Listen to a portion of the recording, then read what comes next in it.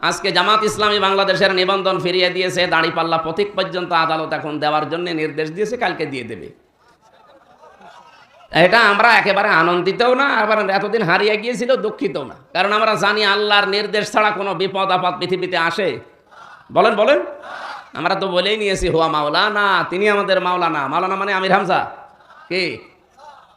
মাওলানা মানে আল্লাহ না, মাওলানা মানে অভিভাবক। যদিও আল্লাহকে আমরা মেন করি, মাওলানা মানে অভিভাবক, গাইডলাইন দাতা, পথ প্রদর্শনকারী।